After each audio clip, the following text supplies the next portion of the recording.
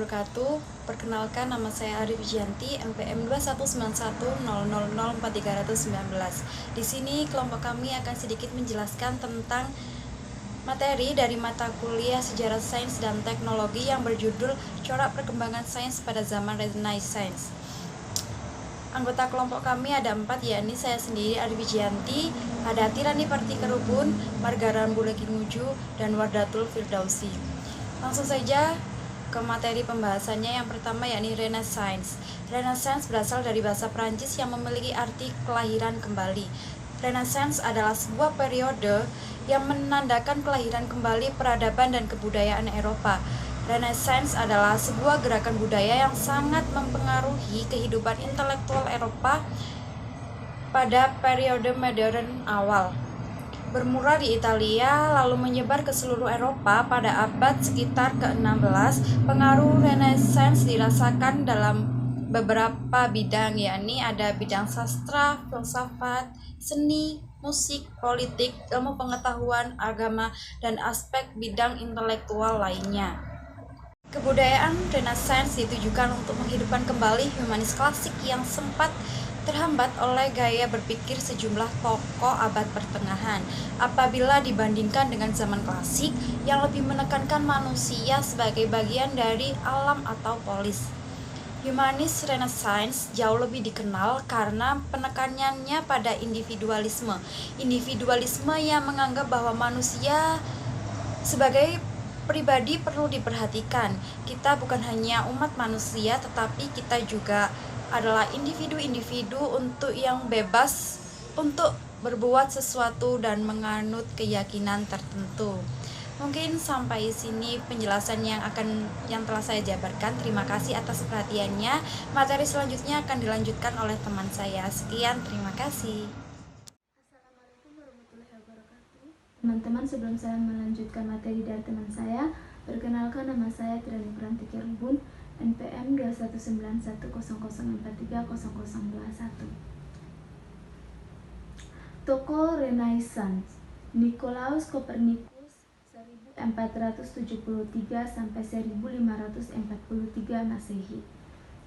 Dilahirkan di Torun, Polandia dan belajar di Universitas Krakow. Walaupun tidak mengambil studi astronomi, namun ia mempunyai koleksi buku-buku astronomi dan matematika. Ia sering disebut sebagai founder of astronomy. Ia mengembangkan teori bahwa matahari adalah pusat jagat raya dan bumi. Berikut Galileo Galilei 1564 sampai 1642 Masehi. Penemu terbesar di bidang ilmu pengetahuan. Ia menemukan bahwa sebuah peluru yang ditembakkan membuat suatu gerak parabola, bukan gerak horizontal, yang kemudian berubah menjadi gerak vertikal. Ia menerima pandangan bahwa matahari adalah pusat jagat raya, dan teleskopnya ia mengamati jagat raya dan menemukan bahwa bintang Bima Sakti terdiri dari bintang-bintang yang banyak sekali jumlahnya dan masing-masing berdiri sendiri. Selain itu, ia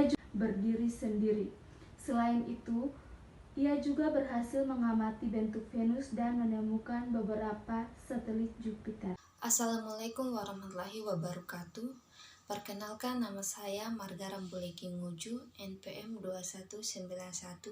2191000430022. Jadi baiklah, di sini saya akan menjelaskan materi dari corak perkembangan sains pada zaman Renaissance. Menurut Galileo Galilei, pada tahun 1564 sampai tahun 1642 Masehi, penemuan terbesar di bidang ilmu pengetahuan, ia menemukan bahwa sebuah peluru yang ditembakkan membuat suatu gerakan parabola, bukan gerakan horizontal yang kemudian berubah menjadi gerakan vertikal. Ia menerima pandangan bahwa matahari adalah pusat jagat raya. Dengan teleskopnya, ia mengamati jagat raya dan menemukan bahwa bintang Bima Sakti terdiri dari bintang-bintang yang banyak sekali jumlahnya dan masing-masing berdiri sendiri. Selain itu, ia juga berhasil mengamati bentuk Venus dan menemukan beberapa satelit Jupiter. René Descartes adalah seorang filsufi yang menjadi pioner dari munculnya filsafat modern. Filosofi yang ia munculkan terkenal dengan sebutan Chariton ergon sum atau filosofi keraguannya. Filosofi tersebut membangkitkan kembali pemikiran rasionalisme dari abad Yunani kuno yang terus berpengaruh gereja di abad pertengahan Kristen. René Descartes pernah mengancam pendidikan matematika yang diajarkan di universitas. Descartes mempunyai pemikiran bahwa tidak ada ilmu ataupun yang bisa dipercaya tanpa ilmu matematika. Bahkan pada masa mudanya ia mengalami fluktuasi sehingga akhirnya tertarik menjadi seorang serdadu. Ia pun memasuki militer di 3 dinas berbeda, yaitu Belanda, Bavaria, dan Bulgaria. Pada usia 32 tahun, ia memutuskan metode membangun gambaran dunia sesungguhnya. Karya terkenal yang pernah dibuat oleh Descartes yaitu Discours de la méthode dan Methodisation de prima philosophia. Filosofi yang ia munculkan terkenal dengan sebutan Chariton ergon sum atau filosofi keraguannya. Filosofi tersebut membangkitkan kembali pemikiran rasionalisme dari abad Yunani kuno yang terus berpengaruh gereja di abad pertengahan Kristen. René Descartes pernah mengancam pendidikan matematika yang diajarkan di universitas.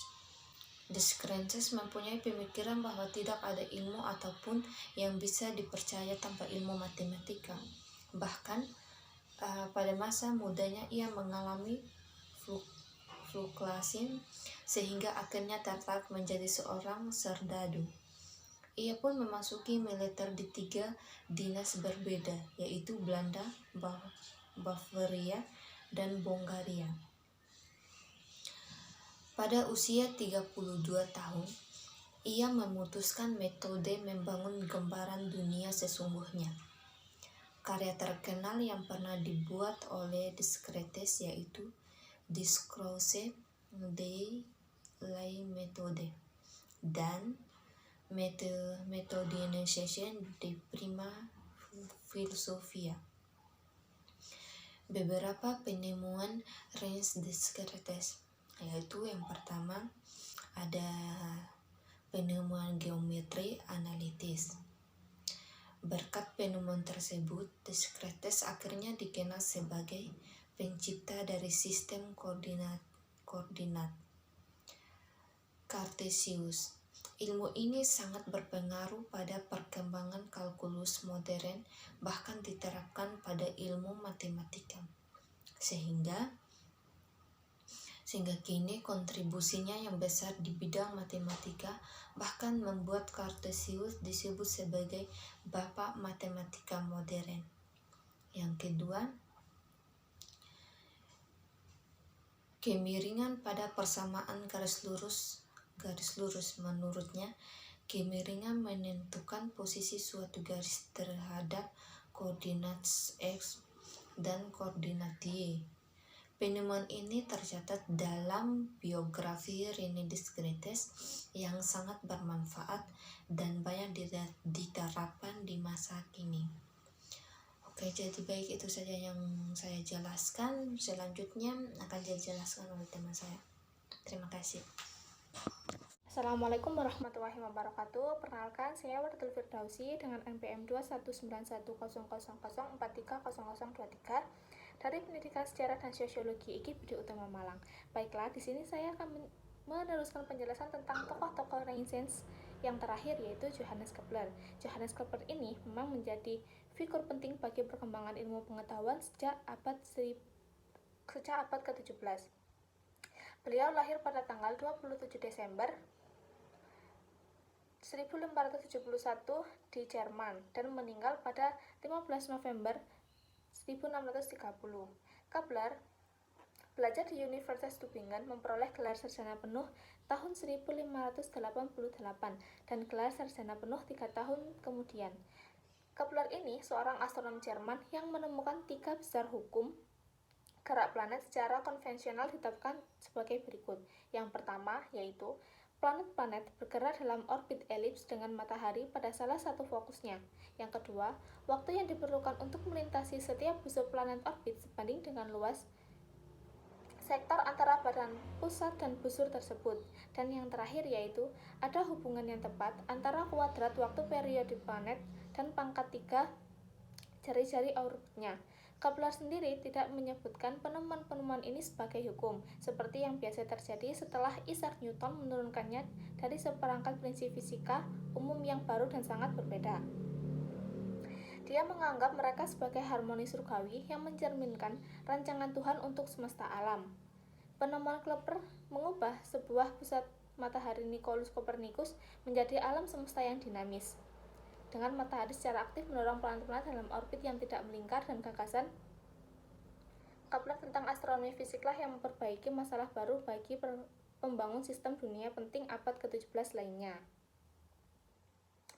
Mungkin itu saja yang dapat kelompok kami sampaikan. Kami mengucapkan terima kasih. Wassalamualaikum warahmatullahi wabarakatuh.